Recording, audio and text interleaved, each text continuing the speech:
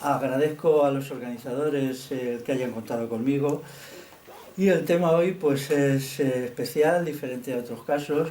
Yo vengo haciendo cursos sobre el comunal. A los cursos sobre el comunal en todo el país, en todo el Estado español ha asistido bastante gente. Los cursos presenciales ya pues nos acercamos a 1000 personas. Si sumamos eso, el curso sobre derecho consuetudinario y tal, pues son 1300 personas, ¿no? Lo he hecho en todas partes. Pero, claro, mi curso sobre el comunal tiene una doble significación. Por un lado, recuperar el comunal que hoy existe, que es mucho más de lo que se piensa, muchísimo más. Cuando recorres los territorios rurales, encuentras comunal en muchos sitios donde pensabas que no había, en cuanto que penetras un poco. Pero para mí, sobre todo, el comunal tiene importancia porque es otro modelo de sociedad. O sea, lo que fue el comunal es un modelo de sociedad distinto al que nosotros ahora tenemos, una sociedad capitalista, con unas estructuras estatales enormes, con un individuo nadificado, con unas libertades reducidas a una formalidad insignificante, con un estado policial y dale que dale, ¿no? Entonces, eran dos modelos alternativos. El comunal, alternativos y excluyentes, surge de la crisis del mundo romano. En la crisis del mundo romano lo que origina un proceso de transformación en Europa occidental que culmina en la revolución bagauda vascona, pero ha habido más revoluciones bagaudas, las de los galos, y en el norte de África también, en lo que es Argelia hubo también otro modelo insurreccional en el siglo IV, V, parecido al de aquí, al vascón.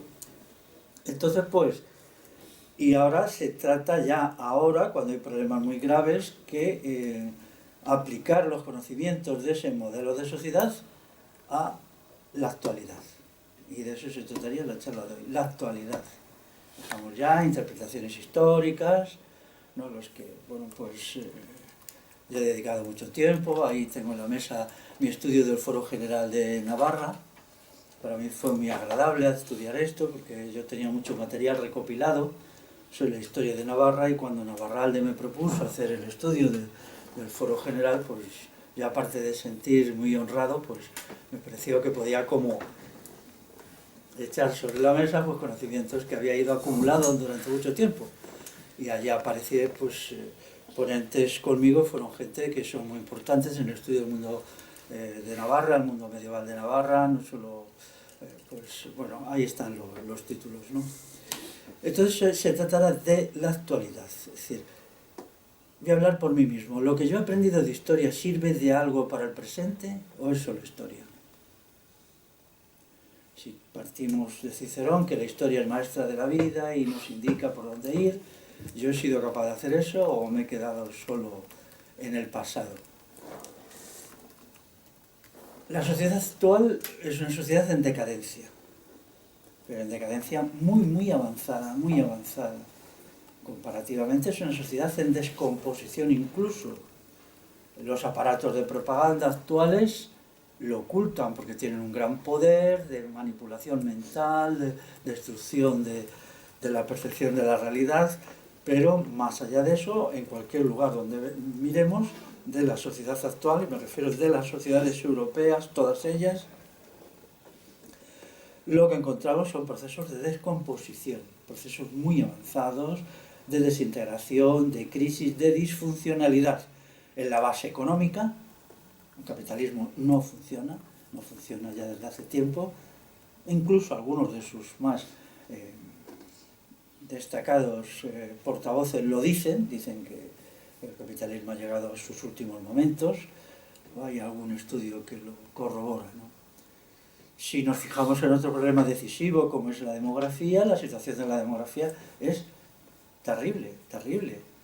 Hay dos estudios hechos muy recientemente donde dicen que China no tiene futuro por el caos demográfico en que vive, es decir, porque no nacen niños, y que Corea del Norte es una sociedad desahuciada, siendo la octava potencia industrial del mundo, Corea del Sur, porque no tiene demografía.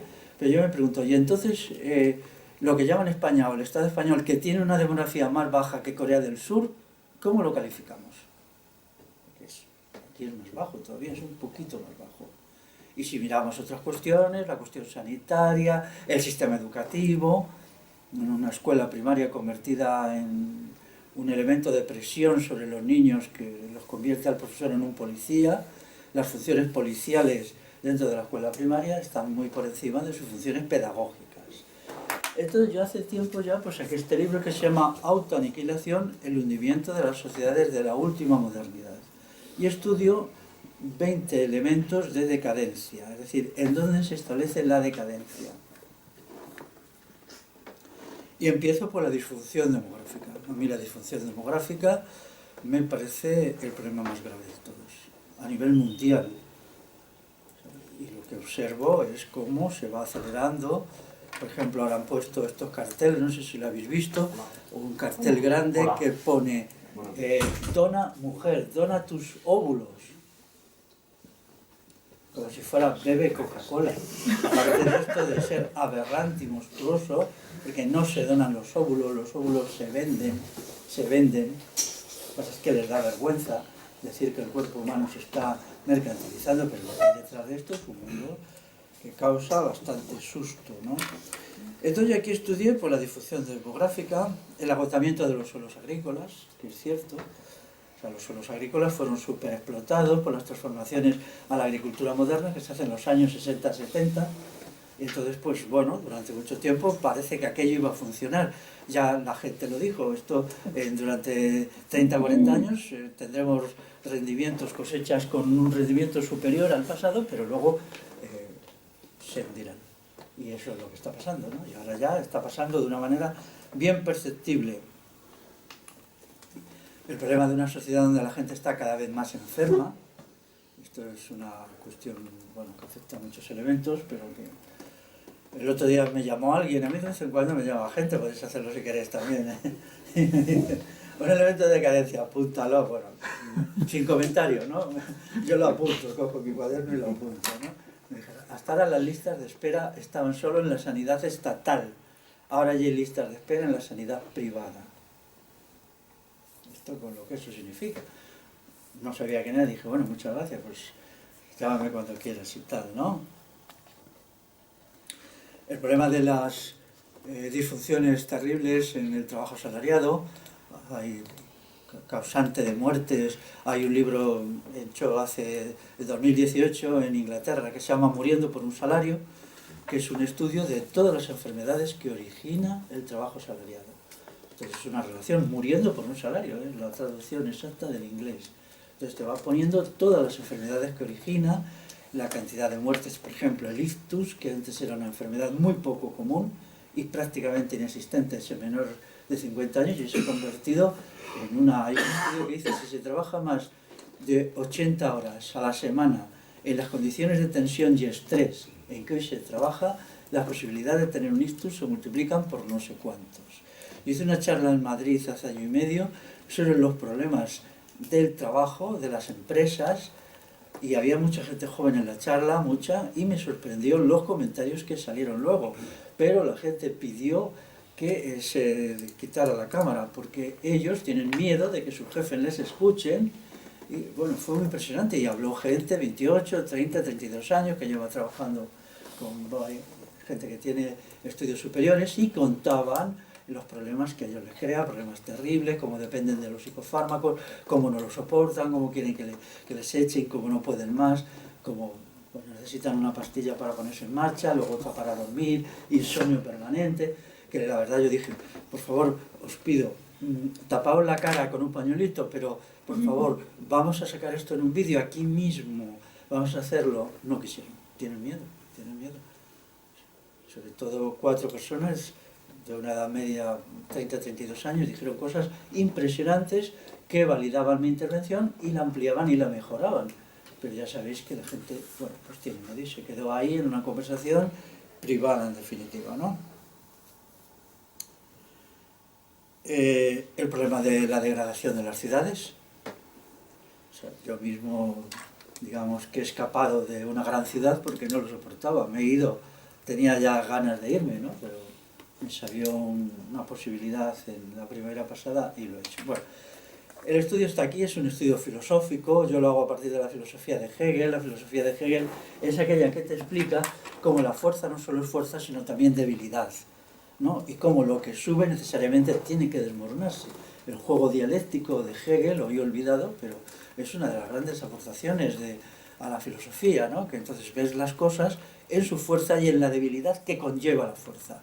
Eso es lo que eso ya también lo señaló Heráclito. Heráclito, el hombre griego pues explicó lo mismo, ¿no? Que las cosas no solo son fuertes, sino débiles. Y eso explica que sociedades tenidas por tan perfectas, tan impresionantes, que en una medida lo es, como la sociedad actual, por ser tan fuerte, tiene elementos de debilidad tan fuertes dentro de sí mismo que la están corroyendo.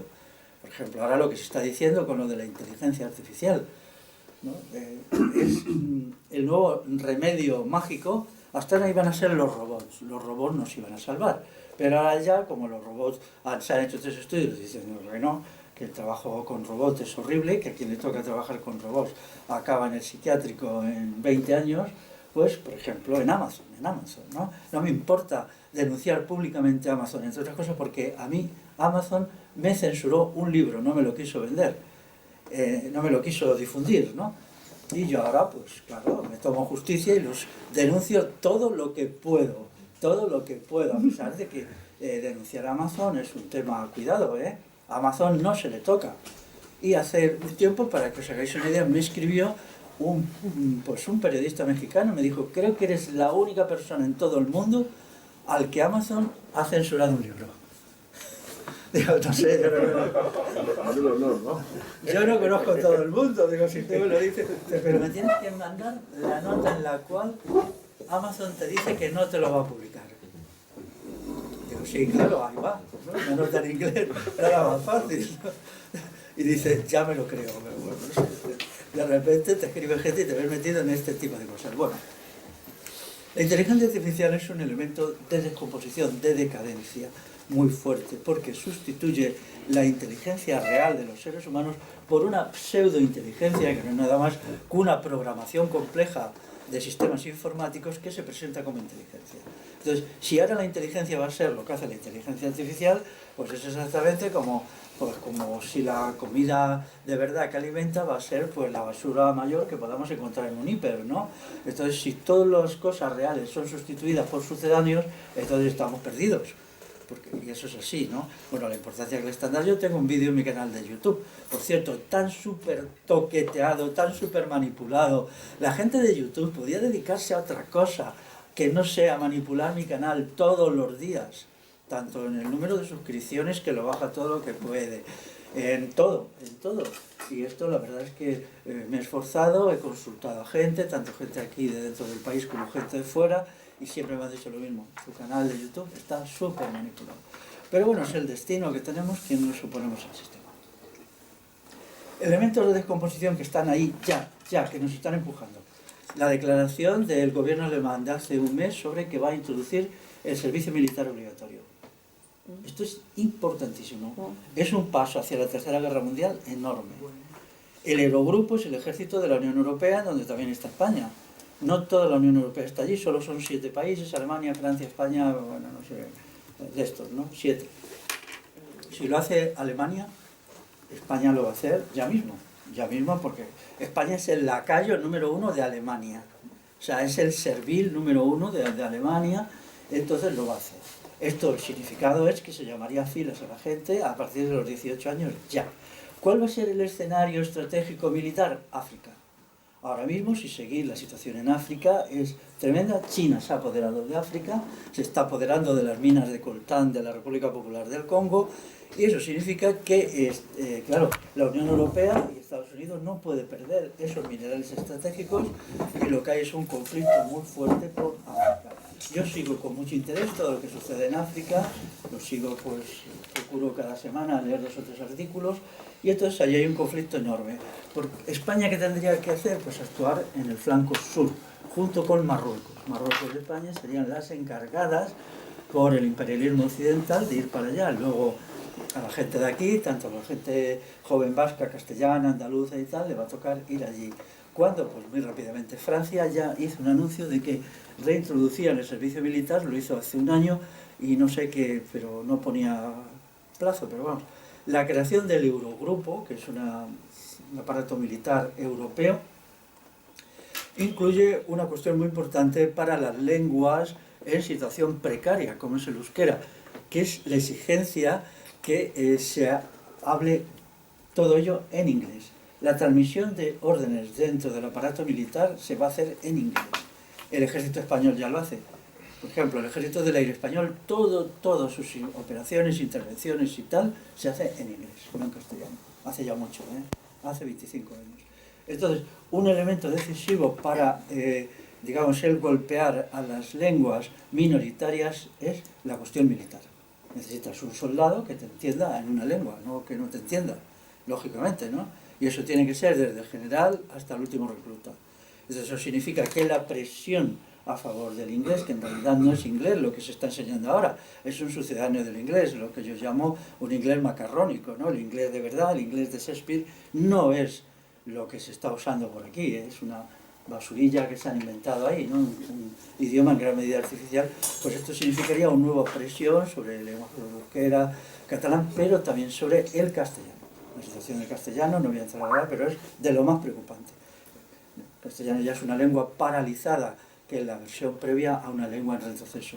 Allí ya tengo, gracias a Javier Goitia, que me pidió que hiciera un prólogo al libro suyo de El ADN del euskera en 1500 palabras. Hay un prólogo mío en el libro donde yo explico mis posiciones sobre las lenguas, ¿no? Sobre varias lenguas. Yo he estudiado durante mucho tiempo el gaélico, ¿no? Esta desventurada lengua, una lengua celta. Entonces, la creación de una economía de guerra pues se manifiesta ya, por ejemplo, en la inflación. La inflación, los ejércitos absorben una gran cantidad de bienes, de alimentos, ¿no? Los almacenan. Ahora mismo estamos, no se dice, a la opinión pública solo se dice tonterías, ¿no? Pero claro, los ejércitos, por ejemplo, ahora están comprando cantidades inmensas de alimentos para crear bancos de alimentos de cientos de miles de latas, congelados y tal, porque se espera una guerra. Hay un informe de Estados Unidos que dice que el conflicto con China, abierto ya en forma de guerra, ellos lo quieren lanzar en el año 2027, o sea, sería 3-4 años, ¿no? ¿Es verdad o es una fanfarronada para chinchar a los chinos? Bueno, desde luego la situación de África está fuera de control, está disparada. No disparada, hay un montón de guerras que son guerras entre las superpotencias por grupos interpuestos. Unos apoyan al grupo étnico tal y otro al grupo étnico tal y los hacen matarse, ¿no? En realidad se están matando por una mina o se están matando por una carretera y tal, ¿no? Y entonces, bueno, pues son situaciones graves, ¿no? ¿Cuánta gente llamarían del Estado español para el ejército? El ejército actual del Estado español no tiene gente suficiente. Yo entiendo que necesitan un ejército de 400.000 personas y ahora son 150.000. Entonces contar con que el llamamiento a filas serían 250.000 personas. Este asunto tiene una parte positiva, entre comillas, que sería un aldabonazo a la juventud. La juventud, por condiciones, en fin, se ha criado en un ambiente entre algodones, una cosa que yo no considero sano cómo se ha criado, se está criando la juventud, ¿no? Y ahora de repente, pues de decirles que todo iba a ser estupendo, si tenían 2 carreras, hablaban inglés perfectamente y tal, de repente les van a poner un fusil en la mano y les van a mandar a África, ¿no? Entonces, pues, está, ¿no? Bueno. La sociedad actual, por lo tanto, está en decadencia y se necesita una propuesta de conjunto. Y eso es el proyecto de revolución integral, en el cual yo me incluyo. El proyecto de revolución integral vemos que hay una sociedad que se descompone con problemas gravísimos, pero no hay ninguna respuesta a eso. Quiero deciros que yo en mi juventud fui sindicalista, yo he trabajado en fábricas desde los 18 años, de todo, yo he trabajado en fábricas de la industria química, del metal, he hecho de todo, ¿no? Y entonces yo era un gran estudioso visualmente de cómo se trabajaba en las empresas. Yo me daba cuenta que aquello era aberrante, era monstruoso, hasta que leí el libro de Harry Braverman, que se titula Capitalismo en el siglo XX, la destrucción del trabajo. Este libro es decisivo. Por cierto, nunca ha habido ninguna edición aquí en castellano, solo hay una edición en México. En México sí la hay. Este autor era estadounidense y lo que te dice es que las condiciones de trabajo en la empresa moderna, porque él durante mucho tiempo era ingeniero, pero ocultaba que era ingeniero, y iba empresa por empresa, trabajaba 2 años en una metalúrgica, 3 años en una empresa de la construcción para entender cómo era el trabajo desde dentro. Él no quería ser alguien que repitiera libros, que en ese sentido a mí me merece un respeto total, ¿no? Porque él dejó su cómodo despacho de sociólogo para irse a trabajar de peón exactamente. Entonces yo llego a la conclusión que ese tipo de trabajo, el trabajo industrial hoy, el trabajo de servicio, degrada y embrutece de tanto a la persona, al ser humano, que no se puede mantener mucho tiempo. Su libro es del año 1976 publicado, han pasado ya 60 años. Hay 3 generaciones después. Braverman hace ya 40 años que murió, ¿no? Pero su libro sigue teniendo un valor para mí enorme, ¿no? ¿Por qué? Porque él validaba lo que yo había vivido, porque yo también había hecho este recorrido, no por razones sociológicas, sino porque me echaban de una empresa, me buscaba trabajo en otra, como era sindicalista, pues tenía que buscar la forma de sobrevivir, ¿no? Y eso me sirvió mucho para entender la gran razón que tiene este hombre, es Harry Braverman, ¿no? La gran razón en lo que dice. Pero entonces ahora mismo, ¿qué está pasando? Bueno, en la empresa está pasando que hay un conflicto interno tan fuerte que los rendimientos del trabajo no suben. Eso se pone de manifiesto en todo. Por ejemplo, la pérdida de la calidad de los productos. Vamos hacia un capitalismo de la basura. Es decir, un capitalismo que produce bienes cada vez más debilitados. El otro día alguien me dio un cursillo sobre la baja calidad de los coches últimamente. Yo no tengo carnet de conducir ni distingo nada de nada. Pero este me dijo, me quiero comprar un coche y te voy a explicar cómo los coches actuales son una porquería en relación con el de mi padre.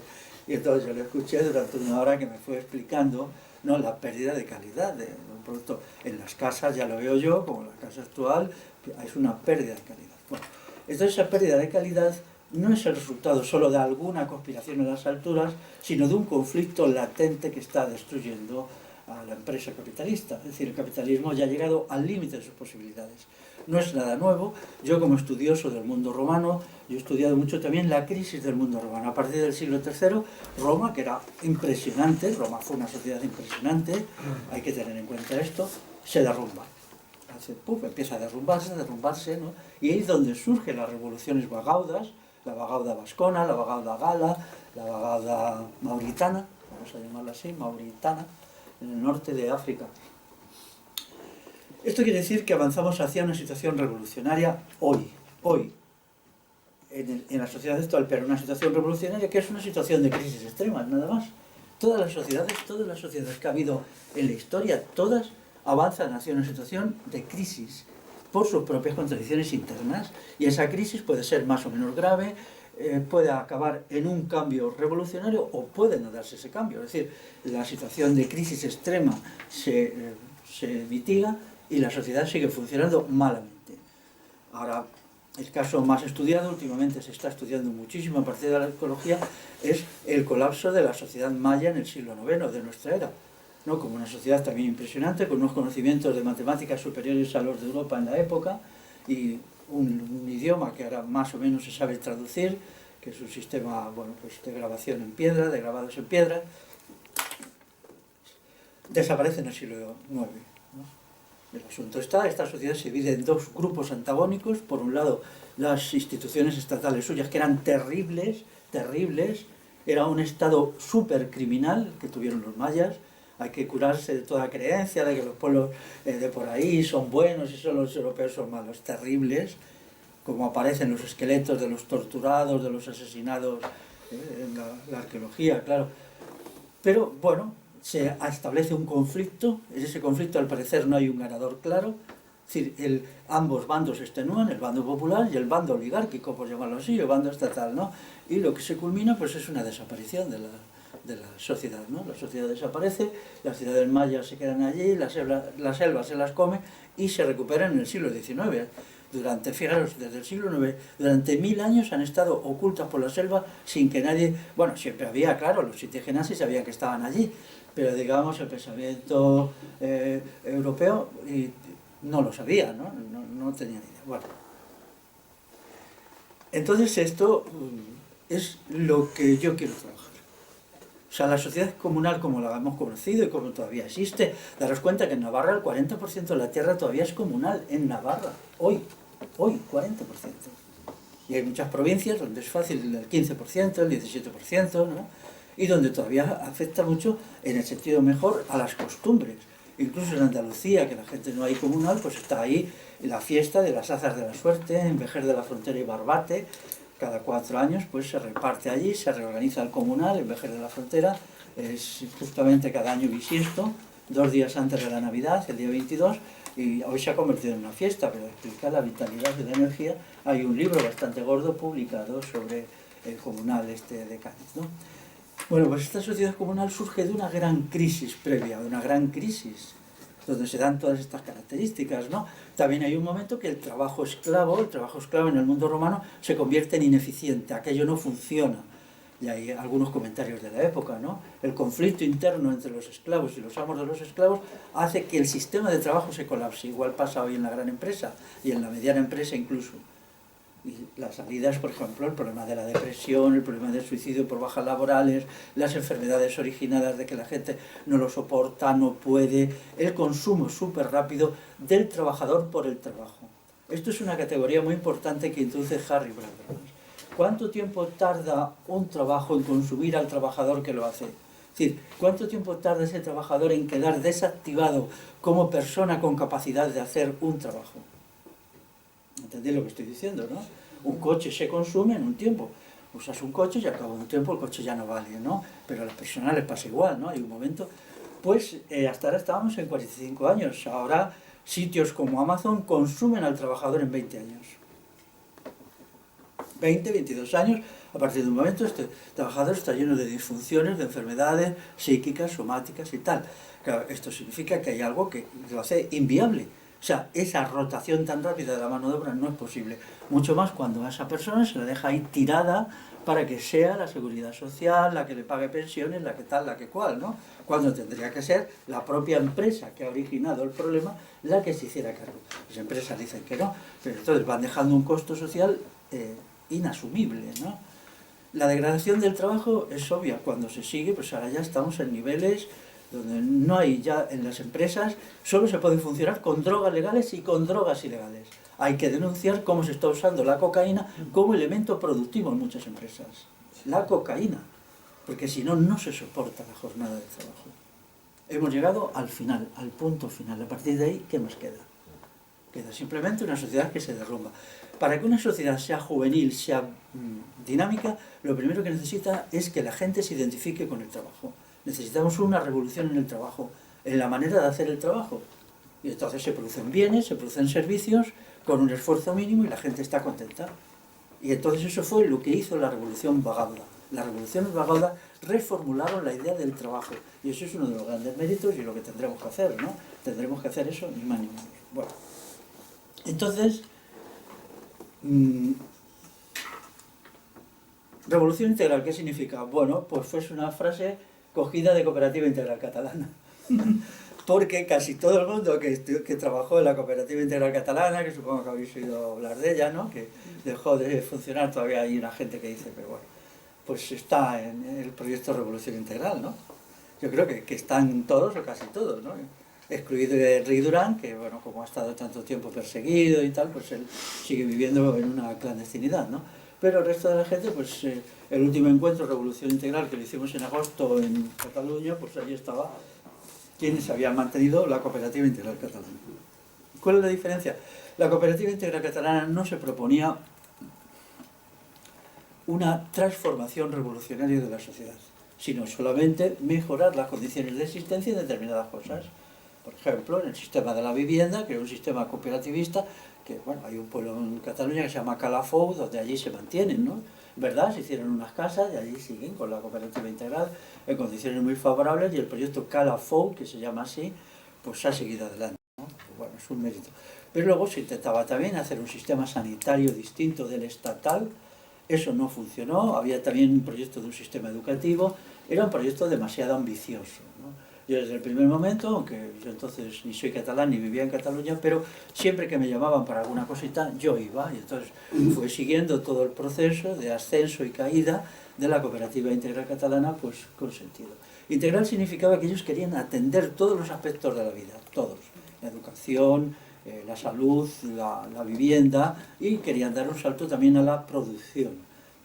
Un salto que yo apoyaba mucho, ¿no? Puesto que a mí me parece que el trabajo es fundamental. Yo soy muy partidario de que Las sociedades tienen que tener trabajo, claro, tenemos que vivir del trabajo, pero tiene que ser un trabajo que no mate a la gente, sino el trabajo tiene que ser una forma de mejorarse como persona.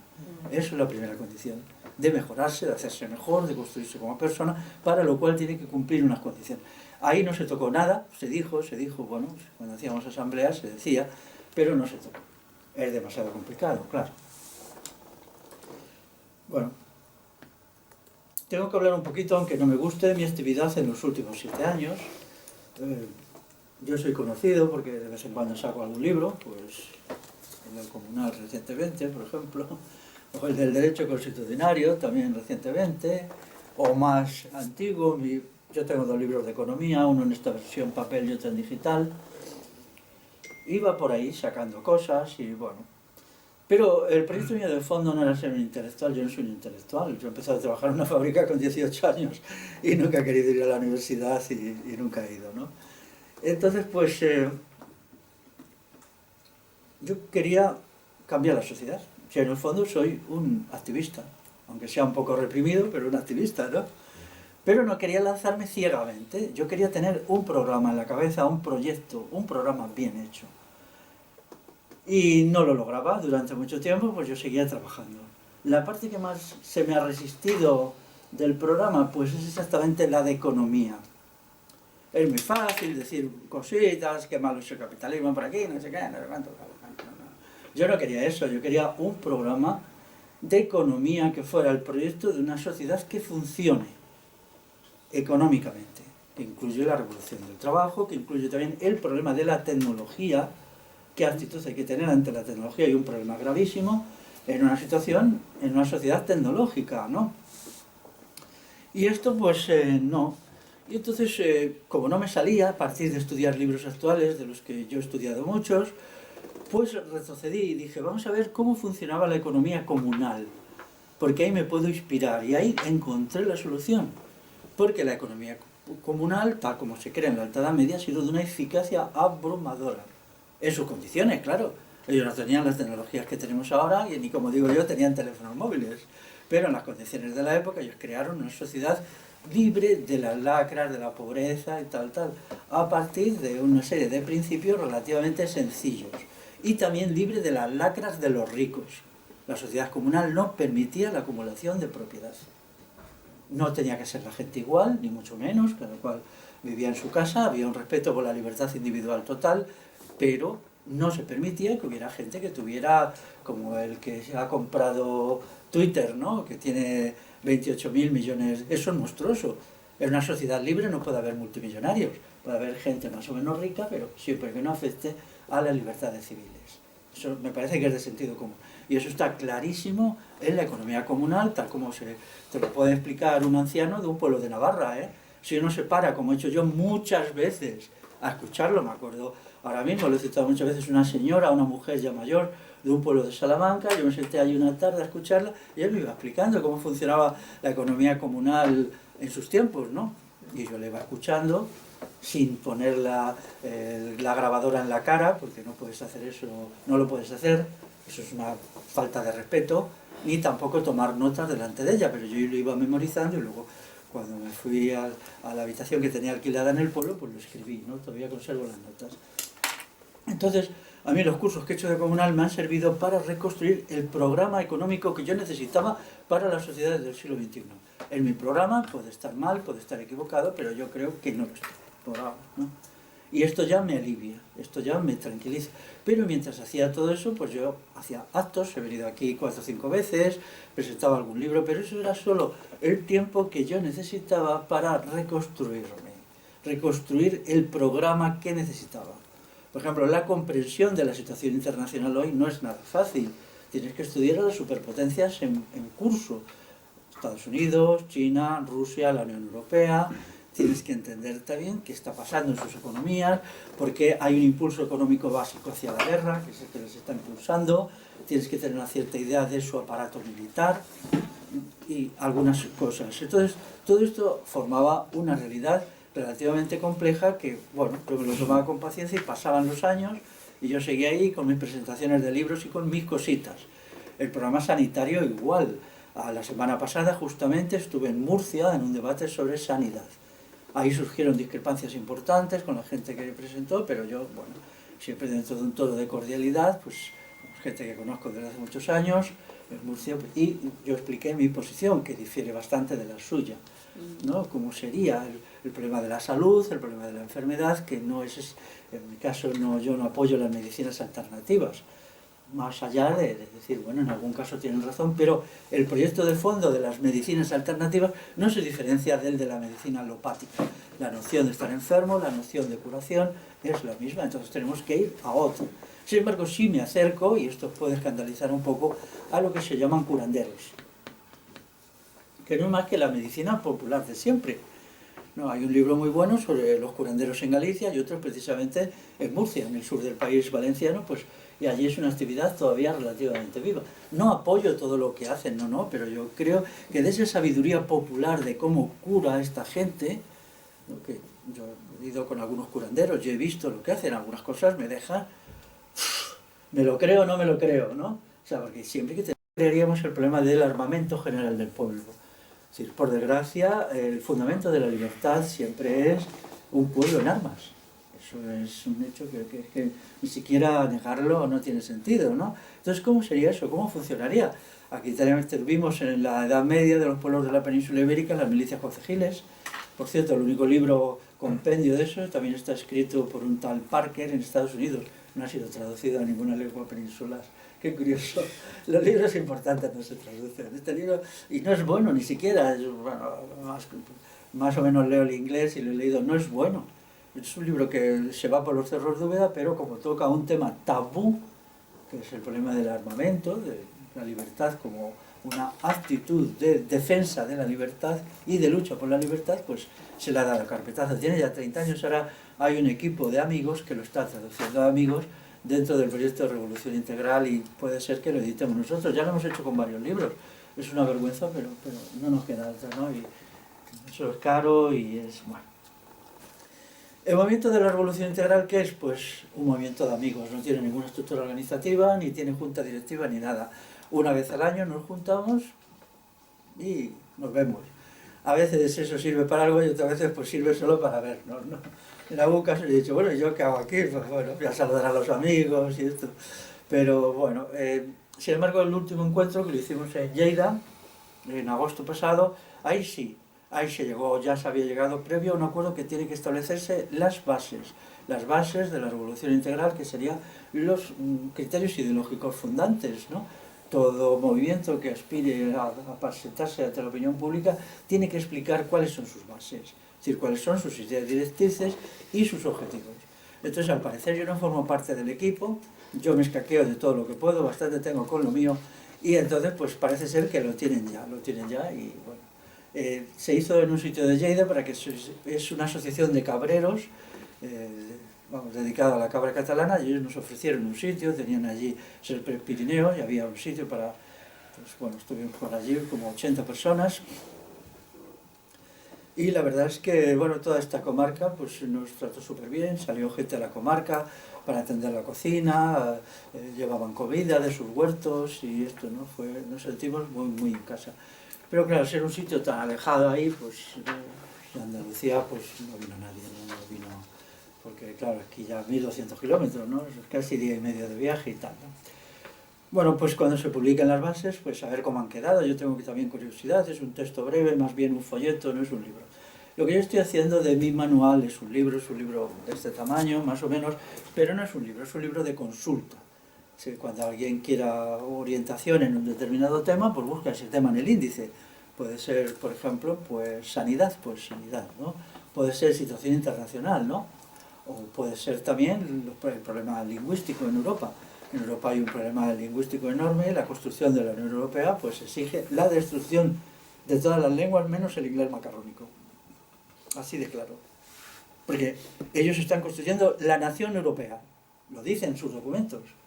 Echaros a temblar, ya ves lo que le pasó al euskera cuando se construyó la nación española, ¿no? Con la destrucción de los foros vascos y todo esto en el siglo XIX. Pues ahora es igual, pero con mucho más poder económico, más poder tecnológico y más poder mediático.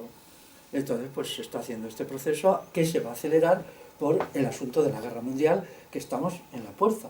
Podemos decir que el primer episodio de la Tercera Guerra Mundial es la guerra de Ucrania. y el segundo lo que está pasando en Palestina, ¿no? Entonces el mundo va a arder a partir de la acumulación de conflictos, como ya sucedió en los años 70, el conflicto entre la Unión Soviética y Estados Unidos, que era, ahora explota una guerra en Angola, ahora explota una guerra en Etiopía, luego hay un conflicto en Nicaragua y se van sumando, ¿no? Sumando conflictos. Parece que la estrategia es así. ¿Cómo hacer frente a eso? Pues ahora tenemos otro problema muy grave, que es el problema de la juventud. La juventud ha sido abducida por el sistema. Ha sido abducida, tenemos que reconocerlo, ¿no? Se ha creado una juventud que está ajena a toda preocupación política, cultural. Ya lo vimos cuando lo de la pandemia no era la gente joven la que dábamos la batalla contra las vacunas obligatorias, sino gente de mediana edad o ya gente más mayor, ¿no? ¿Por qué ha pasado esto? Bueno, el sistema actual tiene muchísimo poder, pero ahora, cuando necesitan a la juventud en uniforme, puede ser que las cosas cambien. Que eso es muy fuerte, daros cuenta cuando vayan surgiendo los llamamientos a filas, 6 meses tienes que estar en el ejército, empieza a verse claro. Por ejemplo, sería muy importante que se explicara en Europa lo que está pasando en África. Muy importante, ¿eh? ¿Qué ha hecho China allí? ¿Cuál es la respuesta sobre todo de Francia? Francia es la punta de lanza de Occidente allí, ¿no? La que tiene más residuos todavía neocoloniales, pero ¿qué está pasando, no? Todo esto se oculta porque nosotros vivimos en una situación de indigencia intelectual. La televisión es abierta y el mundo de los vídeos en internet, ¿qué os voy a decir, no? Yo le llamo la cloaca internet, porque ahí sale una gente que no tiene ni idea de nada, generalmente, dejando aparte un pequeño porcentaje, pero estas cuestiones importantes no se tratan, y si se tratan, pues es un corta y pega, siempre lo mismo, de vídeos ingleses que ellos han visto y luego hacen un corta y pega, que la mayoría de ellos son vídeos de propaganda del imperialismo yanqui. El imperialismo yanqui ahora está, claro, apretando mucho las tuercas. El proyecto de la revolución integral, pues supongo yo que en algún momento quedará dar el salto a tener una junta directiva, unos estatutos, un reglamento, todo esto, ¿no? Pero en mi caso, pues para mí sacar el manual es un cambio. Yo he trabajado 12 años en hacer mis libros y en hacerme un programa. De ahora en adelante todo eso se va a quedar ahí y yo me voy a convertir en un activista, Es decir, que voy a ir de allá para acá intentando crear núcleos organizativos para la acción. Creo que hay un gran momento para la acción. Estamos consiguiendo resultados, por ejemplo en Andalucía, a través de un procedimiento muy simple. Sacamos un manifiesto que se llama Andalucía Comunal, pero que es un manifiesto de 500 palabras, de estos yo creo que son 6 minutos lo que se tarda en leer, y la gente se está adhiriendo al manifiesto, entonces nos escribe, lo lleva gente de allí, sobre todo gente de Granada y de Málaga, y entonces digo, pues qué fácil, ¿no? Qué fácil. ¿Por qué? Porque toda la metralla horrible y espantosa que allí había, del andalucismo andalusí y todas estas historietas, pues se ha venido abajo, ¿no? O sea, todo eso pues se ha desacreditado, el alcalde de Cádiz de Podemos pues es un señor desacreditado totalmente, lo de Marina Leda pues ya no vende, porque aquello no era comunal ni era nada, solo era un escaparate que se le dio a Izquierda Unida, y entonces pues ahora hay gente que busca, y hay gente joven también, me resulta muy curioso, ¿no? Que en el trabajo del comunal en Andalucía pues se haya sumado gente joven, incluso que sabe mucho sobre el comunal allí, lo cual me asombra. Pero claro, para mí ha sido muy importante el que yo haya podido hacer el vídeo mío, que ya está colgado en mi canal de hace 3 semanas, sobre Omar Ibn Afsun. Y dices, ¿ese señor quién es? O sea, la recuperación de la historia es fundamental. Para mí han sido fundamental los estudios sobre la historia de Euskal Herria. Ha sido fundamental. Todo lo que yo he estudiado sobre la Revolución Vagada Vascona me ha ayudado muchísimo a entender el presente. Yo lo he ido estudiando en un proceso que... Yo empecé a estudiar ese tema hace 30 años. A partir de una anomalía muy pequeña que yo encontré en algunos documentos de la época. Yo encontré una anomalía muy pequeña que me puso sobre la pista. Aquí hay gato encerrado, dije. Si esta anomalía es así, entonces aquí hay algo muy fuerte. Os diré la anomalía muy simple, que cuando los reyes visigodos en lucha contra los vascones se refieren a los vascones, nunca citan autoridades vasconas. Nunca dicen el rey vascón tal, el príncipe vascón tal, el jefe vascón tal. Nunca citan, eso es rarísimo, siempre citan a autoridades. Los reyes visigodos siempre en sus enemigos, siempre el rey suevo tal, el general tal del imperio bizantino, cuando ellos tenían sus guerras interminables con los francos, también citaban a los reyes francos, ¿no? Sin embargo aquí no. Yo lo leía, las actas de los concilios de Toledo una y otra vez, Hay una traducción muy buena del latín al castellano y nunca aparecía. Y eso, qué raro, al principio no lo interpreté, ¿eh? Qué raro. Puedo entender que la sociedad vascona no tenía autoridades, no tenía Estado entonces. Y yo, pues nada, me comía el coco con eso sin saber por dónde tirar, ¿no? Pero en otros muchos asuntos, pues pasa lo mismo. Me ha servido de mucho la historia, pero tiene que haber un momento en que la historia sirva al presente. Porque si no, soy un historiador. Y yo no quiero ser un historiador, ni soy un historiador. Entonces, con el asunto de Omar Ibn Hafsun es igual. Omar Ibn Hafsun es el nombre de un rebelde contra el califato de Córdoba que hay en el siglo X. Luego él cambia su nombre al nombre latino Samuel. Pues en el vídeo, si veis, pone Samuel / Omar Ibn Hafsun. Omar Ibn Hafsun en árabe significa Omar, hijo de Alfonso. Con eso significa que él no había venido con los conquistadores musulmanes, sino que era de aquí. ¿Entendéis? Hijo de Alfonso significa que era de aquí. Lo que ellos, no, aunque luego él tuviera la religión musulmana, pero era autóctono. Eso es lo que quería decir su nombre. Entonces me sucedió igual con eso. Yo hice una charla en Sevilla hace 7 años e intenté reivindicar esta figura, que es un rebelde. Ellos están a punto de vencer al califato. O sea, hacer una guerra que lleguen a conquistar el 40% de lo que hoy es Andalucía.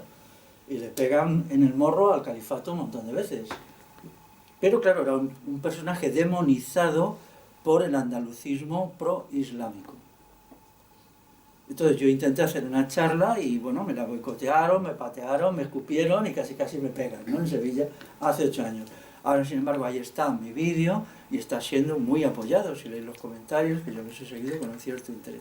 Y además lo he hecho donde fue el sitio donde Omar Ibn Hafsun se refugió, que es la Sierra de las Nieves, que forma parte de lo que es el límite entre Málaga y Cádiz. Aquellos como Suiza, pero en seco. Pero allí las montañas son impresionantes y allí creó, como todos los rebeldes a lo largo de la historia, ¿no? Creó su base de operaciones y desde allí combatió por toda Andalucía con ejércitos muy potentes. Y entonces yo he podido hacer el vídeo, si me veis estoy subido como en un edificio en donde lo que se supone que fue el cuartel general de Omar Ibn Hafsun, que él vivió en la primera mitad del siglo X, estamos hablando de cosas de hace un milenio, ¿no? ¿Por qué? Para los futuros conflictos que van a venir y para mantener fuerte frente a los poderes constituidos necesitamos tener una idea de la historia, nuestra historia, la nuestra. Si no tenemos una idea de nuestra historia, no podemos avanzar. Cada pueblo tiene que tener la suya, el pueblo castellano la suya, yo soy castellano, el pueblo vasco la suya, el pueblo andaluz la suya, pero tenemos que tener una historia que simplemente que sea objetiva, nada más. Yo lo que he hecho con Omar Ibn Hafsun es dejar todos los insultos que le dedican, porque Omar Ibn Hafsun yo creo que es el personaje más insultado de la historia de la península ibérica y más, yo qué sé, es que es increíble. Yo qué sé, yo me he pasado meses leyendo insultos a cosas insultantes, desde que era un bandido andaluz de la serranía hasta tonterías enormes, ¿no? Y entonces, pues, tenemos que tener nuestra historia bien escrita, porque según el principio de fuimos, somos y seremos, ¿no? Si no sabemos de dónde venimos, es muy difícil que sepamos a dónde vamos. Eso es así, ¿no? Entonces, dentro del manifiesto de la Revolución Integral hay una parte muy importante dedicada a la historia. Yo estuve hace 15 días en Asturias. Yo sabía que también en Asturias había una anomalía. El camino de la revolución altomedieval, tal como lo hacen los vascones, no era general, allí no era aplicable. Es decir, hay un camino, que es el camino de Euskal Herria, y de todas las derivaciones de Euskal Herria, Aragón por un lado y Castilla por otro, ¿no? Pero luego está el camino de Asturias, León, Galicia y Portugal, ¿no? Y yo ya me había dado cuenta, por cosas, que mi interpretación no servía para allí. Entonces, cuando ya se acabó todo el acto, que lo hicimos en un centro muy interesante, que se llama Isusu. Isusu para los astures es el equivalente aquí al Irrinchi, o sea, al grito de guerra. Y es un sitio muy bonito allí. Y entonces, pues, hicimos un debate, y a mí ese debate me aclaró las dudas que yo tenía, y la gente asturiana empezó a hablar y tal, y entonces yo volví a casa con un conocimiento mucho más, vamos, que llegué a casa y pumba, me metí en el ordenador y lo cambié, lo que había escrito, y dije, por fin he entendido qué es lo que pasó en Asturias en la Alta Edad Media, ¿no? Luego hicimos un recorrido por los monumentos del arte asturiano, porque viéndolos entiendes todavía peor lo que... Bueno, entonces, para lo que va a venir tenemos que estar bien preparados, Tenemos que tener un programa económico, un programa político, un programa cultural también, un programa moral. Yo le doy mucha importancia a la moral, no porque sea moralista, sino porque ninguna sociedad puede funcionar sin criterios morales. La sociedad actual es aberrante por eso.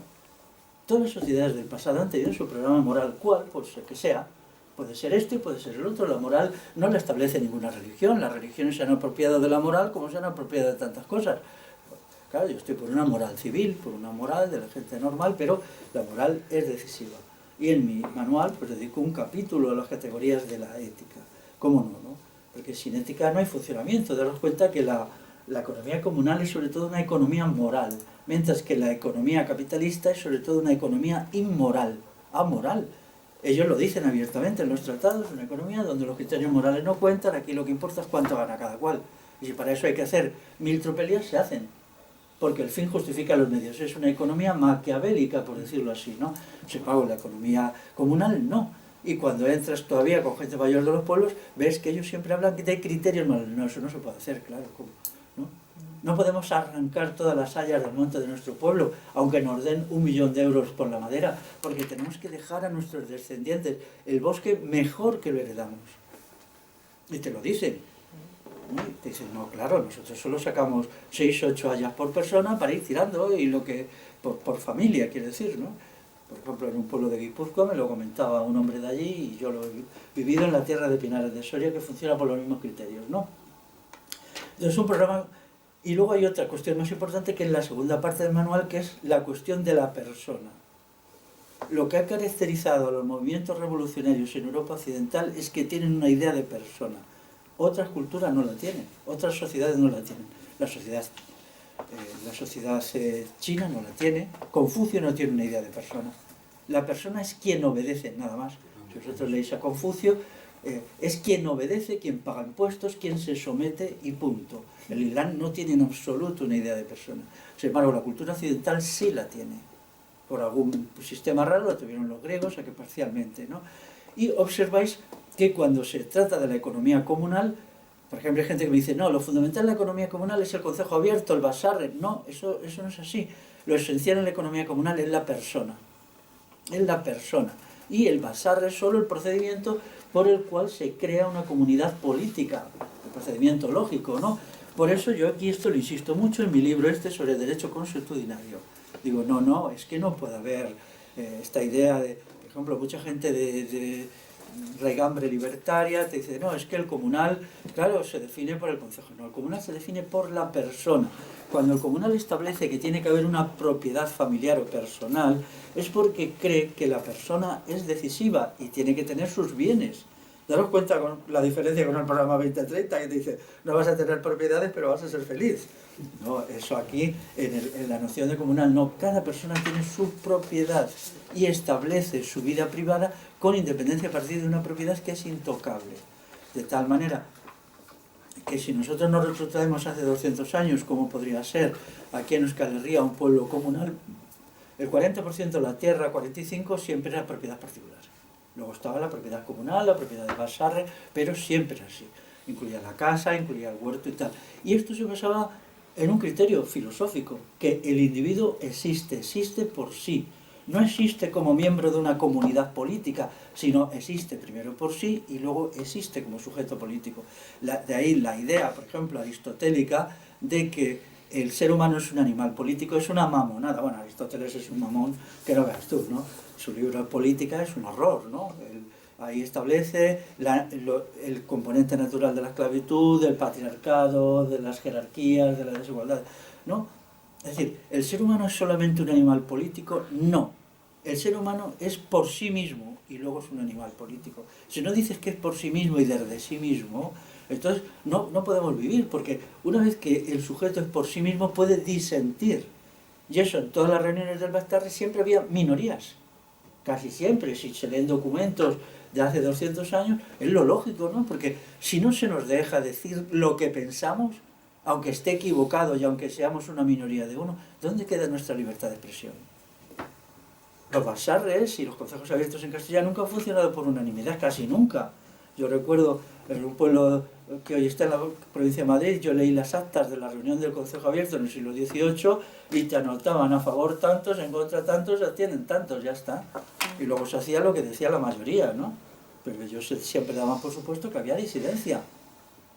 Y esa disidencia es buena, ¿no? Pero luego había un procedimiento normalizado, la minoría tenía que respetar las decisiones de la mayoría y cumplirlas y todo esto, ¿no? Era un procedimiento normalizado, que es el sistema de la democracia directa. Mi libro también dedica mucho espacio a la noción de libertad. La noción de libertad es importante. Si yo tuviera que definir la revolución en la que yo creo, ¿cómo la definiría? Una revolución de la libertad. Pero no de la libertad en el sentido neoliberal, que es mentira. Los neoliberales, todo lo que es el liberalismo, aquí las Cortes de Cádiz, la Declaración de Derechos del Hombre y del Ciudadano de 1789, eso no eso es mentira. El Estado tiene toda la libertad y luego te otorga libertades como quien te regala un trozo de pan. No, es que eso no es. Aquí no queremos libertades otorgadas, queremos libertades vividas, realizadas por la gente de la institución, de las milicias concejiles, que nos lleva a como tiene que ser una sociedad en armas popular. Algo parecido lo hay en Suiza, no lo estoy diciendo. Ya sabéis que allí la gente tiene las armas en su casa. No existe un cuartel donde las deja, sino que las tiene en su casa. Debajo de su cama tiene su fusil, su munición y a veces hasta algún lanzagranadas, ¿no? O sea, tampoco vamos a mitificar eso porque, o la enmienda número 2 de la Constitución Americana que establece el derecho a portar armas, eso está copiado de los pueblos de la península ibérica. Los padres fundadores de Estados Unidos habían leído mucho, eso Jefferson lo dice. Jefferson recomienda a su sobrino aprender castellano. Dice, aprende porque entonces ellos sabían que aquí se había creado una sociedad de la libertad a partir de las revoluciones altomedievales. Y entonces ellos aprenden cosas, desnaturalizándolas, porque luego Jefferson, en fin, era un señor bastante justo. Bueno, entonces llegados a este punto, pues explico lo que yo he hecho, que a veces pues venía gente con mucha urgencia, pero yo no quería meterme en urgencias. Yo creo que lo que tenemos delante es un derrumbe de un modelo de sociedad que ha funcionado bien, porque bueno, pues en los años 60, 70 parece que todo estaba, ¿no? Resuelto. Había gente que no nos conocía aquello, ¿no? Yo recuerdo pues que, vamos a ver, vale, nos vamos a la industria, pero ¿y la calidad de las personas? ¿Qué pasa con eso? Yo entonces era muy jovencito, pero yo me daba cuenta que la calidad del obrero industrial no le llegaba a la altura del zapato a la calidad de la gente que había conocido los sistemas concejiles en Castilla. Yo era consciente perfectamente de eso, consciente. Y que el trabajo embrutecedor de la empresa dañaba a las personas, en la que yo estaba metido. Lo que pasa es que yo era un chico listo y evitaba lo peor. Yo siempre buscaba trabajos que no me machacaran completamente, pero me dolía mucho que otros compañeros míos, que eran más mayores, que tenían familia, no lo podían hacer y cómo les trituraban. Y yo lo vivía como algo personal. Durante un tiempo intenté corregirlo a través de la lucha sindical. Más dinero, menos horas de trabajo, pero me di cuenta que eso no era la solución, porque el trabajo seguía siendo igual de funesto aunque les pagaran más. A veces era peor, porque conseguíamos una subida de salarios, por ejemplo, en el sector del metal, y eso lo único que les llevaba es a trabajar con más entusiasmo y a machacarse más. Con lo cual hubo un momento que dije, yo ya no quiero ser sindicalista, aquí se queda esto. Pero claro, no entendía qué tenía que hacer. Me quedaba ahí en un limbo, en la nada. Y han pasado muchos años hasta que yo he podido, todo esto, construir un sistema unificado. Porque lo que se está hundiendo es una sociedad. Entonces, tenemos que contestar con un sistema unificado. Necesitamos ahora mismo saber lo que decía antes, ¿no? Muchos elementos. Por ejemplo, con las medicinas alternativas. ¿Realmente ellos son diferentes de la medicina alopática? Sí. Yo intenté en Murcia decir que no, que ellos comparten la idea del individuo es enfermo permanentemente. La idea del individuo enfermo que tiene que ser sanado, en fin. Ahí entramos en unos debates muy enjundiosos.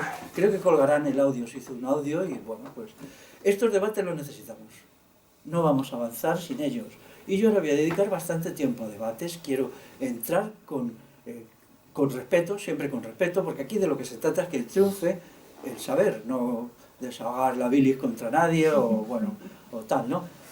Pero en diversos problemas es necesario entrar en un debate, porque si no se estancan las aguas, y cuando las aguas estancadas no llevan a nada, ¿no? O el sistema educativo. Claro, o la tecnología misma, ¿no? Ahora mismo pues hay dos corrientes en la tecnología, una ampliamente mayoritaria, que es la tecnología de la salvación, que es lo que se llama el mesianismo tecnológico, y otro pues que no nos creemos eso, ¿no? Y encontramos todos los puntos débiles de la tecnología. Y luego hay una tercera corriente, que es la que es el primitivismo, ¿no? No sé si habéis oído hablar de primitivismo. Bueno, hay un libro que se publicó, se llama Futuro Primitivo, por un autor hoy olvidado en Estados Unidos, que es lo que decía, o la humanidad o se salva de la tecnología, o sea, destruye toda la tecnología, o perece. A mí me parece una posición extremista que no corresponde, pero sí hay que establecer criterios para ver qué tecnología aceptamos, qué tecnología modificamos y qué tecnología rechazamos, porque la tecnología realmente es peligrosa, ¿no? La degradación del individuo, pues vamos, ahora mismo, por ejemplo, es terrible, y la tecnología. Luego tenemos que ver cuál es, por ejemplo, la situación de la, antes lo he dicho, de la ética, ¿no? La creación de un programa ético, que yo ahí no entro muy a fondo, pero que por medio de debates lo vayamos haciendo en mi libro. Un programa ético, ¿cuál sería el programa ético? Ahora mismo nosotros vivimos en una sociedad hedonista, creo que estáis ahí de acuerdo, ¿no? Una sociedad epicúrea. Epicuro da muchísimo. El hedonismo es la filosofía basta para el consumo de la tropa más baja, y el epicureísmo es como la cosa exquisita y bonita, ¿no?, para la gente que lee filosofía. Entonces, pues, ¿qué pasaría? Yo, sin embargo, lanzo ahí, incluso con un poquito de mala uva, ¿no?, una crítica devastadora al epicureísmo. Me parece una ideología repugnante. ¿En qué me baso? Pues corrientes filosóficas de la época, en los cínicos griegos. Si alguien seguís el programa de canal Pitiflois este, pues encontráis ahí. Yo hice hace no mucho, hace 3 semanas, el debate era sobre filosofía griega, los cínicos, y también un poquito los estoicos. Es muy importante lo que esta gente hizo, ¿no? Cuando estudiamos nosotros la cosmovisión moral del comunal, básicamente la filosofía cínica es la que está en la base.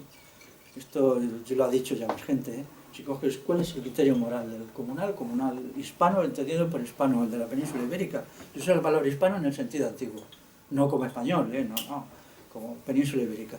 Entonces, y luego su derivación estoica, pero luego, bueno, el estoico, ¿no?, el estoicismo es manipulado. Marco Aurelio intenta convertirlo en filosofía de Estado, y todo lo que se convierte en de Estado se degrada, ¿no? Yo nunca, siempre por higiene mental, nunca he leído las meditaciones de Marco Aurelio, ¿eh? Nunca. O sea, yo esas cosas no las leo, que las lean otros. Pero ya sé lo que voy a encontrar, ¿no? Una manipulación del estoicismo, que ya en sí mismo hay que leerlo. Pero los cínicos serán la filosofía de la revolución griega. Es decir, hay un momento que, igual que está pasando ahora, la sociedad griega entra en crisis, ¿no? Viene la guerra del Peloponeso, que es lo que nos espera. La guerra del Peloponeso fue terrible. La Hélade, que es el nombre de los griegos, tenían sus ciudades-estados, pero su conjunto se llamaba modernamente Grecia, pero entonces era la Hélade. De ahí la palabra helenos, ¿no? Helenos eran los que viven en... Bueno, pues ellos embarcan en unas guerras terribles que duran como 80 años y destruyen Grecia. Grecia sale de ahí destruida, ¿no? Formalmente triunfa Esparta, pero Esparta es un ganador-perdedor. ¿Entendéis? Y entonces, bueno, pues allí surge un sector de gente revolucionaria que son los cínicos, que entonces hacen una respuesta muy interesante, pues, a todo el sector oficialista, que es Aristóteles, Platón, que es el sector ultrarracionario, sobre todo Platón. A los cínicos se les ha presentado, ya lo digo yo en el vídeo este, como unos excéntricos, unos extravagantes, pero no es verdad. Ellos tenían un programa político. Hay un libro que se llama República suyo, donde establece el programa económico, político, el programa cultural, el programa moral. El libro se ha perdido, pero tenemos reseñas, gente que lo cita, por eso sabemos que existe, ¿no? Muchos libros antiguos pasa eso, no tenemos el original, pero un señor lo cita, y entonces sabemos que existe. En realidad, no se titula República, porque aquí se traduce mal del griego. Vamos a ver. República significa cosa pública, ¿no? Los asuntos públicos. Y entonces el libro, la traducción exacta sería el programa económico, político y cultural de los filósofos cínicos.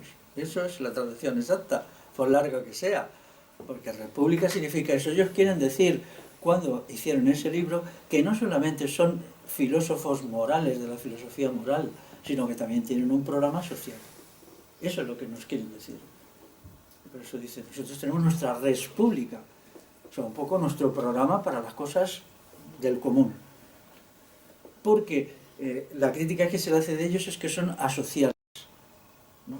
Que solo se preocupaban por estar haciendo cosas asociales, y este libro demuestra que no, que ellos habían visto que la revolución tiene que ser doble, la revolución personal y la revolución social. Hasta ahora, todas las corrientes que hemos heredado, el marxismo, el anarquismo, el decimonónica, nunca empleaban el término revolución personal, ¿no? Pero en el mundo antiguo sí se tenía, eso ya lo inventa Sócrates. Sócrates establece un criterio que a mí me parece muy válido. Si queréis cambiar la sociedad, tenéis que cambiaros a vosotros previamente. Ese es todo el programa de Sócrates. Y por eso le mataron. Por eso exactamente. Porque en la época se sabía muy bien lo que él estaba diciendo. Él, en el discurso que hace antes de tomar la cicuta, lo dice. Dice, yo no quise entrar directamente en problemas políticos porque sabía que me quitarían la vida inmediatamente. Entonces, quise hacer un rodeo con los problemas de la filosofía moral para tener un poco tiempo más de vida y poder hacer lo que yo quería hacer. Pero al mismo tiempo, los problemas políticos, en última instancia, son problemas morales. Cómo distribuimos el producto en una economía, cómo nos gobernamos, cómo entendemos la cuestión de la libertad, y a partir de ahí viene. Luego, con Sócrates, como con todo, y esto hay que tenerlo en cuenta, hay gente que aprovecha su filosofía y la tergiversa, que es el caso de Platón.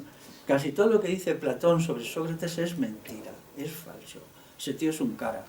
No, pero eso es inevitable. Y luego están los que sí son consecuentes con Sócrates, que son los cínicos y algunos más, por ejemplo Jenofonte, aunque él no era filósofo exactamente, pero bueno, si queréis entender bien la filosofía de Sócrates, Jenofonte os puede ayudar, que se titula Memorias de Sócrates, ¿no?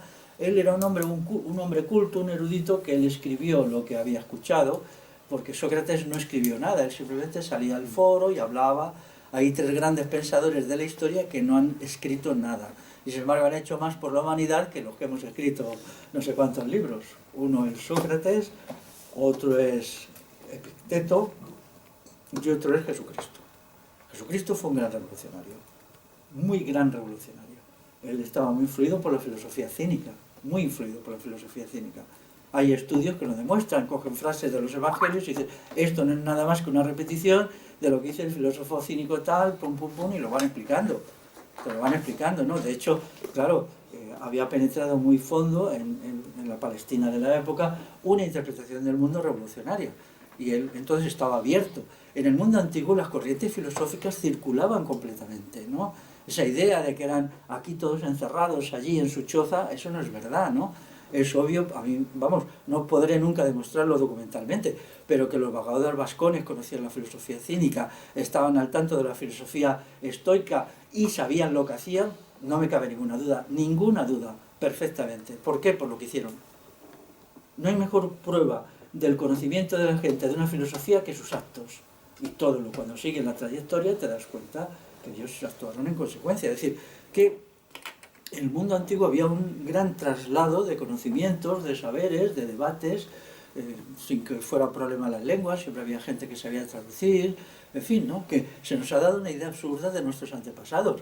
Nuestros antepasados quizás fueron más listos que nosotros, ¿no? ¿Por qué? Porque nos habían creado poderes tan fuertes como ahora que te manipulan. Yo ahora me he propuesto, mal que me pese, ver todos los días un telediario.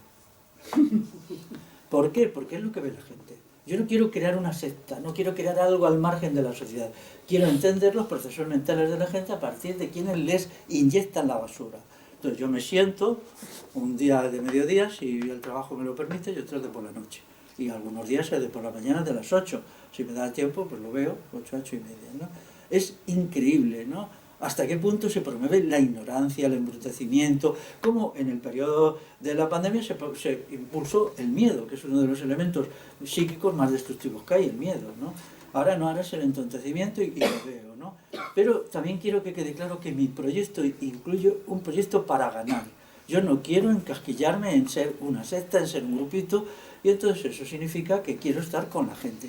Eso siempre he tenido una voluntad muy clara. Para mí no hay ningún problema en la relación con los demás. Yo siento un gran afecto por la gente, me siento muy a gusto donde hay mucha gente o donde hay menos gente o lo que haya, porque creo que la revolución tiene que ser un proyecto popular. No creo en las revoluciones de minorías, pero al mismo tiempo entiendo que para la mayoría de la gente hoy, la inmensa mayoría, pues es imposible porque están manipulados de una forma brutal, ¿no? Y tendremos que funcionar durante un tiempo como ideas de minorías. Pero, ¿qué sucederá? Si las crisis de las sociedades actuales, y yo pienso siempre en términos de Europa, yo me considero un europeísta convencido, pero un europeísta como los que hizo la revolución alto medieval. La revolución comunal fue una revolución europea. Hay comunal en el sur de Alemania, en Italia, en Suiza, exactamente cuando, o sea, hay lo que llaman la revolución del siglo X, la revolución en la cual desempeñó un papel muy importante Navarra, muy importante. Otra de las cosas que se ha ocultado aquí es la importancia decisiva que tuvo Navarra en la Alta Edad Media, importantísimo. O sea, era, digamos, como un gran centro de difusión y como de exportación de ideas y proyectos, ¿no? Entonces se hace un proyecto europeo, entonces ese proyecto afecta casi todo lo que es el Estado francés, Italia, bueno, todo esto, ¿no?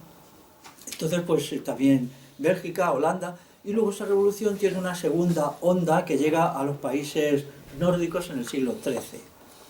Y luego queda el caso de Inglaterra, que como siempre no sabes dónde meterlo, ¿no? Siempre Inglaterra está ahí, no sabes si está dentro o fuera. Los países nórdicos, mira, hay un decreto, porque las cosas hay que... En el siglo XIII el rey de Suecia, entonces Suecia y Noruega pertenecían al mismo reino, no eran diferentes. Luego, en 1905 Noruega se independizó de Suecia y fue un país independiente, ¿no? Él hace un decreto de abolición de la esclavitud. Ahí está la clave, os dais cuenta, ¿no? Pero eso ya se había hecho aquí en el siglo VI.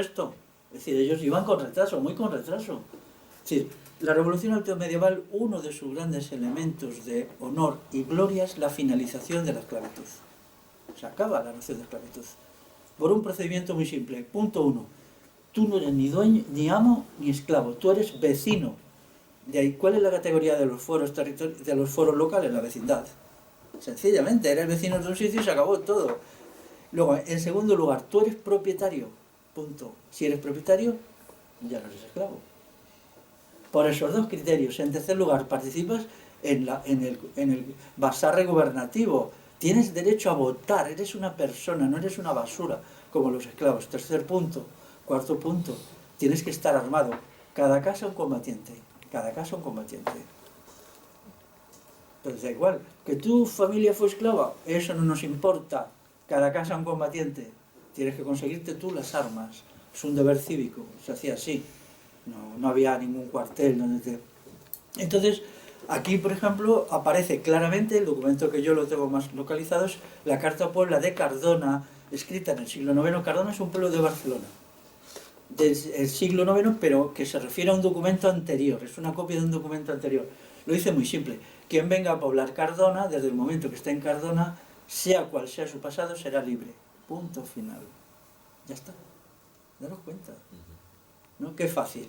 Entonces eso es una revolución enorme, enorme, ¿no? Y ahora mismo, ¿cuál sería el equivalente a la destrucción del trabajo asalariado?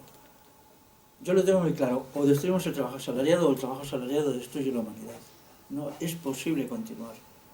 Si en la charla hasta que yo digo, los chicos aquellos hubieran querido que se les grabara, que de hecho en un momento dije, venga, animaos, hablar de espaldas, yo me pongo de cara y vosotros habláis de espalda, os distorsionamos la voz.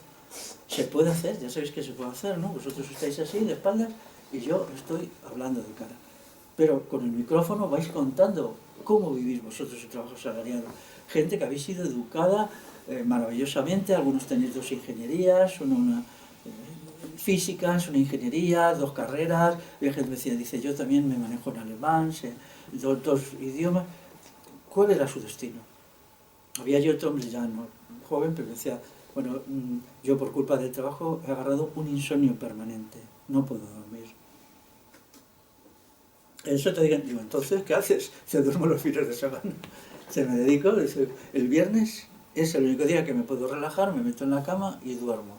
Dice, y luego ya el domingo al mediodía ya empiezo la tensión de tener que ir al trabajo. Lo que cuenta exactamente el autor, si lo podéis encontrar, si queréis leer el libro, se llama Muriendo por un salario, así de simple, la traducción al castellano, y el autor se llama Pfeiffer o algo así, Arthur Pfeiffer. Bueno, Lo que dice el libro es porque las cosas han llegado tan lejos que él hace un llamamiento a los sistemas estos para que no se destruya la mano de obra. Es decir, si vamos a tener una mano de obra en una empresa donde este tiene una angina de pecho, el otro un ictus, el de más allá ha desarrollado un cáncer a partir de la tensión nerviosa, y pues esa mano de obra no es productiva, ¿no? Él lo que pretende es paliar.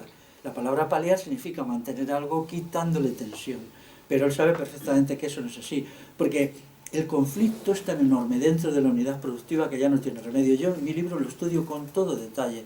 ¿Qué significa el sabotaje indirecto? La noción de sabotaje indirecto es fundamental. O sea, cuando el individuo ya no puede más, sabotea el acto productivo, no porque odia al empresario o porque le hayan contado una historia sobre el capitalismo, sino porque ya no está en condiciones de ser una persona productiva. Ya no está en condiciones porque está tan enfermo, está tan triturado, ya no puede más. Entonces no es productivo, sencillamente.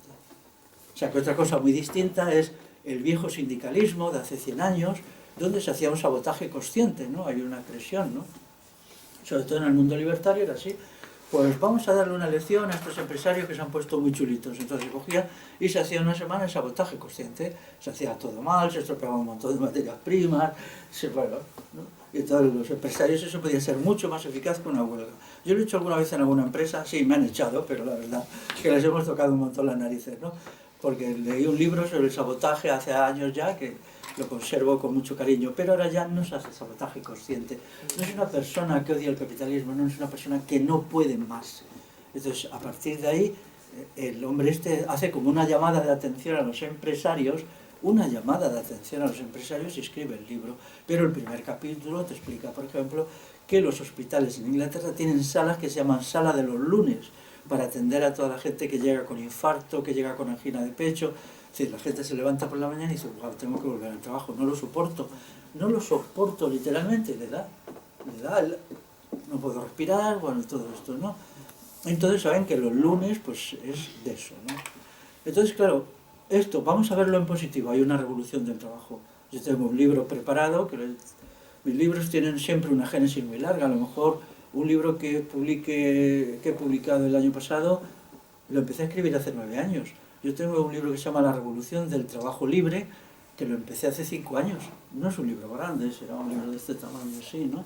Que recoge también mis experiencias laborales, que cómo viví yo aquello, siendo casi un niño, porque yo empecé a trabajar con 18 años cumplidos, a la semana de cumplirlos, y ha sido para mí algo importantísimo. Eso me ha enseñado más que todos los libros que yo he leído en mi vida, que para bien o para mal son muchos, ¿no? Pero yo lo he aprendido ahí. Entonces, claro, si queremos una sociedad razonablemente rica en el sentido de que haya bienes para todos, necesitamos pensar la idea del trabajo, revolucionarizar el acto de trabajar. Eso exige acabar con el capitalismo, acabar con la concentración de la propiedad, acabar con los ricos. No hay otra solución. Y eso es una revolución impresionante. De la misma manera, por ejemplo, que los movimientos bagáudicos, todos ellos, sobre todo el que más, el mauritano, ellos lo tenían muy claro, entraban en las haciendas romanas, quitaban de en medio a los jefes de las haciendas, es decir, a los propietarios, liberaban a los esclavos y creaban un nuevo sistema de trabajo libre. Lo que pasa es que, claro, los romanos cuando les hacían eso, mandaron a las legiones, se creó un verdadero enfrentamiento. El enfrentamiento en lo que hoy es Argelia fue durísimo, con muchísimas muertes, por un bando y por otro. Y entonces los rebeldes mauritanos en contra de los vascones no consiguieron una victoria clara. Se quedaron ahí como, ¿no? Igual le pasó a los galos fueron derrotados, la Bagauda Gala, la rebelión bagáudica de los siglos II, tercero y siglo V, fracasaron, ¿no? Fracasaron. Bueno, cuando uno está en la historia, pues te lanza, nunca tiene garantías de triunfar, claro, siempre puede triunfar el enemigo, eso es de sentido común, ¿no? Pasó también a los mayas, ¿no? La rebelión popular no culminó en una nueva sociedad, entiendo yo. Culminó como en un caos social. Pero ahora mismo, dado el hundimiento generalizado que va a haber, ¿no? Puede ir así. Hace poco me he preguntado, ¿no tiene alguna disfunción que puede darse en los próximos 15 años? Y me lo decía un poco irónicamente, me decía, nada, a ver, atrévete, di algo. Y dije la más macabra de todas, y lo voy a repetir ahora. Dado el declive demográfico, claro, no va a haber personas Bueno, hay gente joven, por ejemplo, para trabajar en hospitales, para ser bomberos. Y puede ser que se cree un problema que ya hubo en el mundo romano, que es que no haya gente que sea capaz de sacar los cadáveres de la gente que va falleciendo de sus casas. Así de claro. Tenemos que estar preparados para cosas de ese nivel. O para que las ciudades, como pasó en el mundo romano, se incendien y no haya bomberos, se incendie un barrio. Un barrio donde a lo mejor el 90% de la población ya ha perecido o se ha ido. Daros cuenta que ahora mismo en el Estado español, cuando llegue el momento de morir a la gente que tiene o tenemos más de 65 años, por debajo no hay nadie. Mirar la pirámide demográfica. Mirar, ¿no? Entonces, claro, me parece delirante gente que dice, no, bueno, no tiene importancia, pero sí, pero si tú quieres que el 20% de la mano de obra te atienda cuando vayas al hospital, ¿dónde está esa mano de obra? Tendrá que venir de algún lado. Dice de los inmigrantes. Bueno, vamos a ver. China no solamente está robando a África su coltán, su cobalto, su petróleo, sus maderas, su marfil. En 10 años desaparecerán todos los elefantes y el marfil se lo quedarán los chinos. 10 años, 8 años. Ellos son los que pagan a los cazadores furtivos ahora. Si nos está apropiando de su mano de obra. A dos niveles. Primero, llevándosela a China, que se está llevando ya muchísima gente a China a trabajar, y hay barrios donde los trabajadores son de raza negra, y en segundo lugar, ponerles a trabajar allí, porque ellos están creando industrias muy potentes. Entonces, ahora vemos esto del desembarco de pateras, en hierro y tal, ¿no? ¿Durante cuánto tiempo vamos a seguir viviendo de la mano de obra inmigrante? ¿Cuánto tiempo? Yo tengo ahí un libro que lo explica, pero bueno, aquí se ha creado como una idea de que el mundo del futuro va a seguir siendo como el pasado 60 años. En el pasado hemos vivido, es la verdad, ¿no? Hemos podido, bueno, vivir, hemos comido, hemos tenido sanidad, todo este asunto, ¿no? Incluso alguna gente que no ha querido ha ido a la universidad, tiene las 2 carreras, incluso ya tiene sus nietos ahí. Pero el mundo del futuro no va a ser así. Eso ha alcanzado un límite. La línea divisoria es la crisis de 2008-2014. Ahí ya, es decir, antes hubo un capitalismo que funcionó, ahora ya hay un capitalismo que no funciona. Sobre esa crisis han dicho las cosas más tontas, que es una crisis de las hipotecas, que era el 1% de los factores causales de la crisis eran las hipotecas, efectivamente.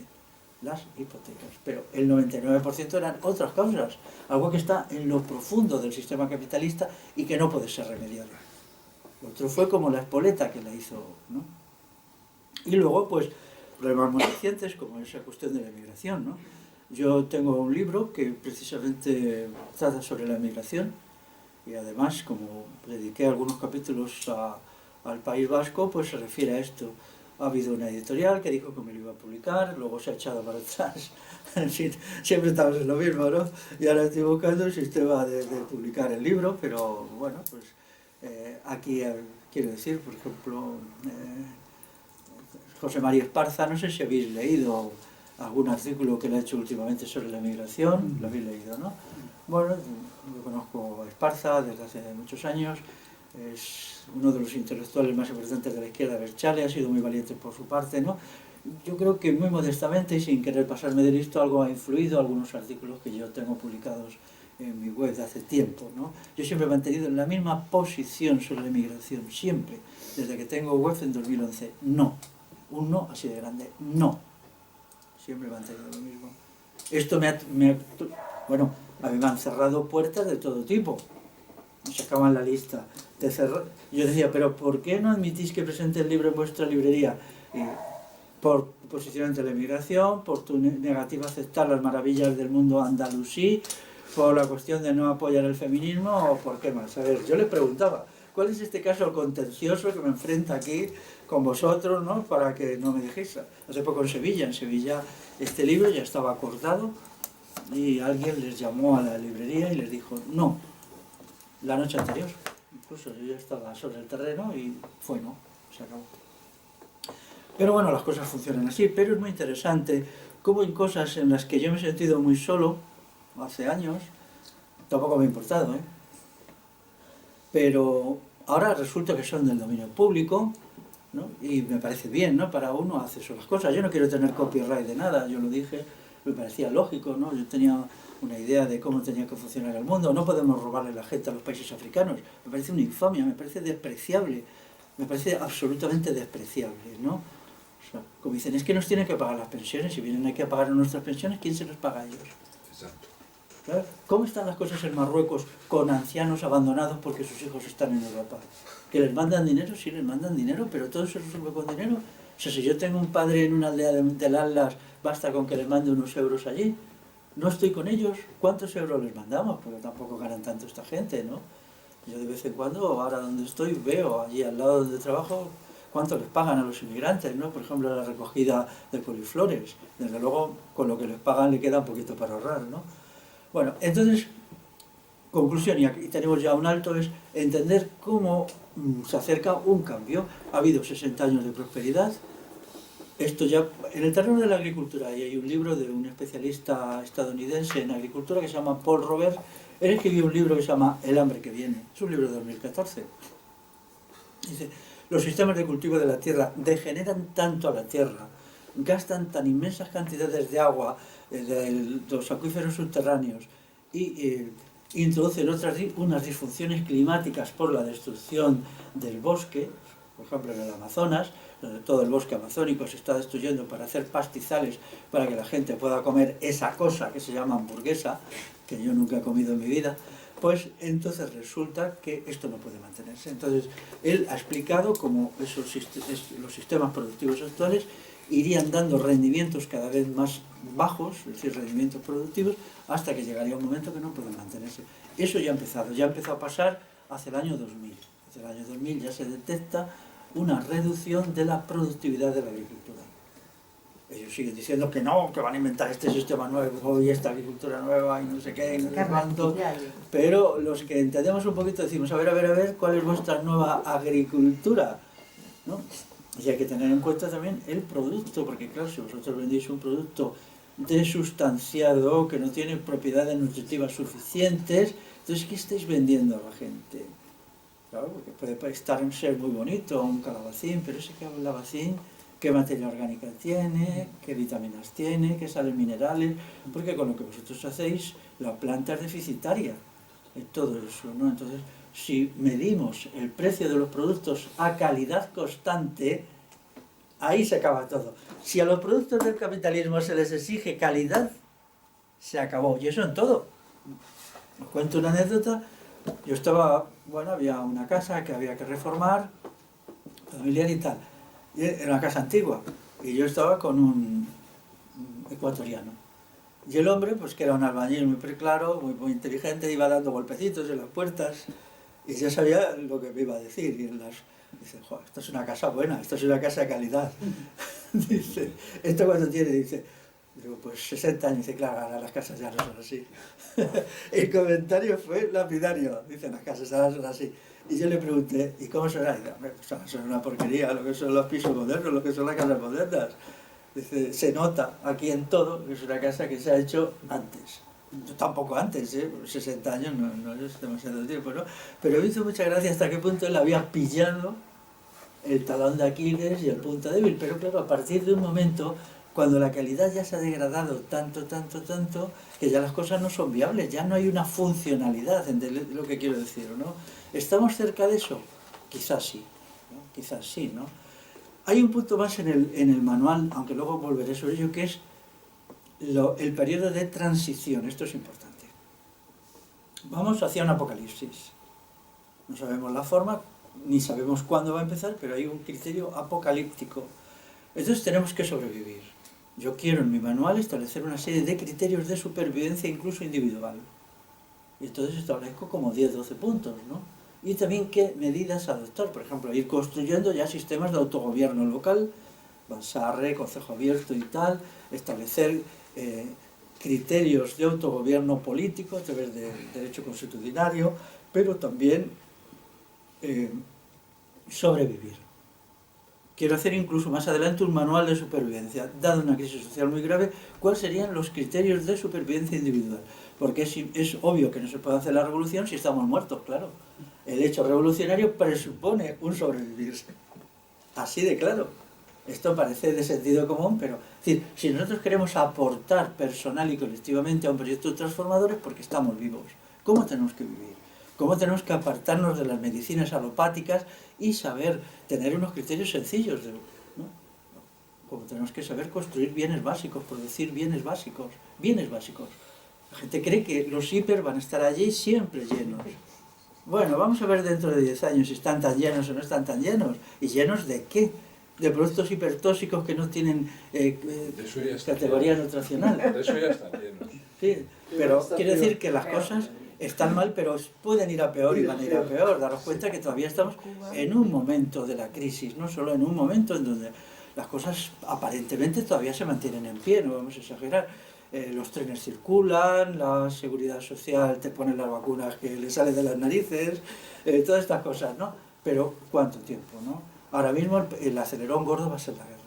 Las guerras son siempre eso, es un tirón, ¿no? Te das cuenta que además, si se llevan 250.000 jóvenes, son 250.000 jóvenes que quitan de la actividad productiva, ¿no?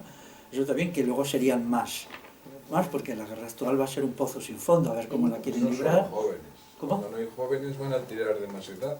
Sí, también tendrían luego que ir ampliando hasta los 40 años, ¿no? Supongo que la gente, hasta los 40 años, la gente que tenga hasta 40 años se tiene que sentir inquieta, ¿no? Porque serían llamados, ¿no? Bueno, esperan también, hay por ahí algunas artimañas, ¿no? Bueno, entonces con esto pues ya he explicado cómo sería el curso y luego iremos entrando en algunos de estos elementos parciales uno a uno, ¿no? Cuál son la orientación que yo les doy de cara a una transformación. Pero os diré, cuando yo hago llamamientos a sustituir los ayuntamientos partitocráticos por asambleas locales, en algunos sitios muy alejados de Euskal Herria, en un sitio de Extremadura, me llamaron y me dijeron, nosotros lo estamos intentando hacer. Me hizo mucha ilusión porque era un pueblo grande. Me dijeron, ¿cómo lo podemos hacer en un pueblo de 5.000 habitantes? Hay que ser realistas, no podemos hacerlo de golpe. No, o sea, es decir, se tiene que establecer un sistema de doble poder previamente, hay que explicarlo eso, ¿no? El poder del ayuntamiento, que tiene su policía municipal, no lo olvidemos, y un poder local paralelo. Pero ese poder local puede ir teniendo un poder efectivo real.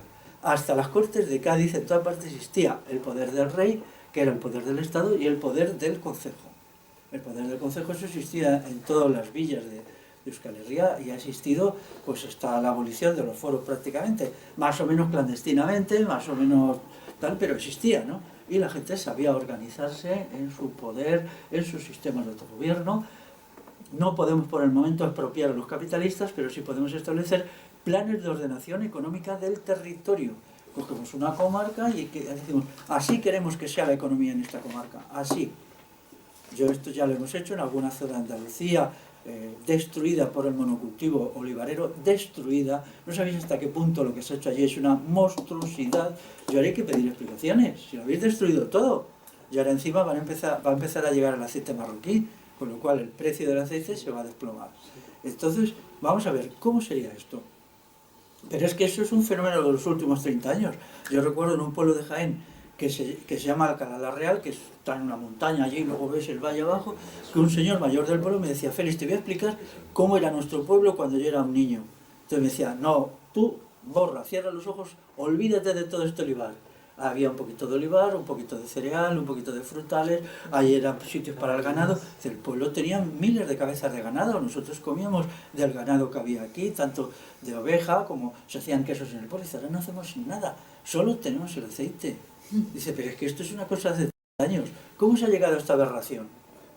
Alcalá Real tiene 7.000 habitantes, no es una aldea. Entonces, la lección que aquel hombre me dio de economía fue, dije, claro, así debe ser, ¿no? Pero claro, te encuentras con poderes, la política agraria común de la PAC, que te obliga a eso. Pero ahora ya la gente empieza a ver que eso no funciona. Y empieza a decir, es que antes no era así.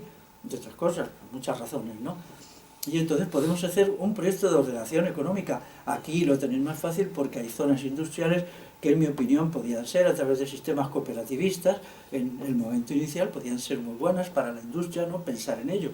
Sobre todo en la provincia de Guipúzcoa, yo he leído mucho cómo era la industria en la provincia de Guipúzcoa hasta la guerra civil, por ejemplo, y me parece un modelo en gran medida a rescatar.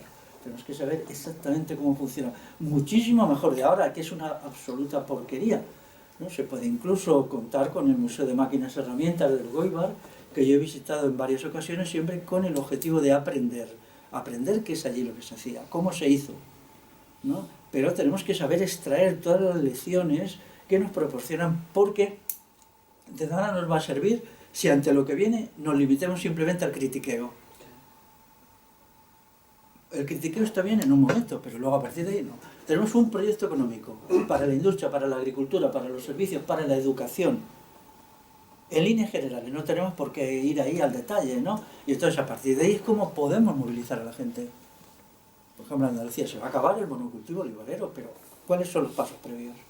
Vamos a crear una economía autocentrada en el cual el 60% de las necesidades de cada pueblo se satisfagan con lo que se produce en ese pueblo. Carne, alimentos, verduras, claro, lo lógico. Luego hay cosas que no se podrán producir bien, pero vamos a ver, necesitamos que nos traigan las cebollas de Sudáfrica, China. o de China, o de Perú. Vamos a ver, aquí no se pueden cultivar cebollas. En Mercadona, ¿vosotros os fijáis en eso? Pues allí pone. Yo me fijo siempre en la procedencia, ¿no? Nada, eso es que vas a Mercadona. ¿Cómo? Claro, claro, qué remedio. A veces hay cosas que tengo que ir, ¿no? Y sobre todo la familia me aprieta las torcas, para que decirlo. Pero resulta que hay cosas que no se pueden producir en un territorio, está claro, ¿no? Pero hay otras muchas cosas que sí, entonces tenemos que decir, bien, los bienes básicos sí se pueden, no solo agrarios, sino industriales. Una mesa se puede producir fácilmente. Sí, porque tenemos que sobrevivir una crisis brutal de la humanidad y tenemos que sobrevivirla. Mi idea es sobrevivirla. No dejarnos aplastar ni dejarnos vencer ni por el miedo ni por nada. Cuando llegó lo del COVID, yo hice muchos vídeos hasta que me lo fueron cerrando. Siempre mi argumento es, no os dejéis dominar por el miedo, no os dejéis asustar. La base de tener una buena salud es no dejaros dominar por el miedo, y yo creo que hay que contribuir. Por lo menos yo viví todo el proceso sin ningún miedo a nada.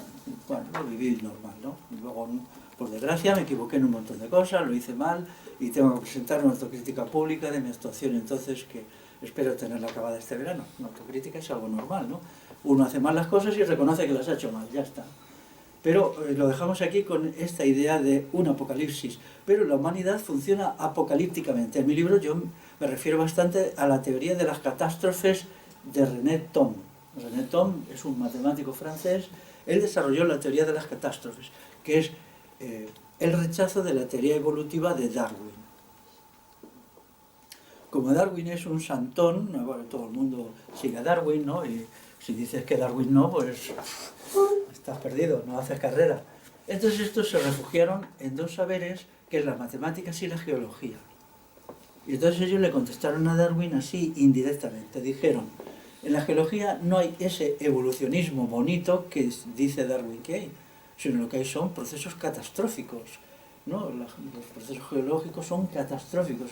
Hay como explosiones por aquí y por allá, ¿no? Y en matemáticas también dicen, en matemáticas no sucede eso que dice Darwin de cambio, sino que hay disrupciones, rupturas y tal.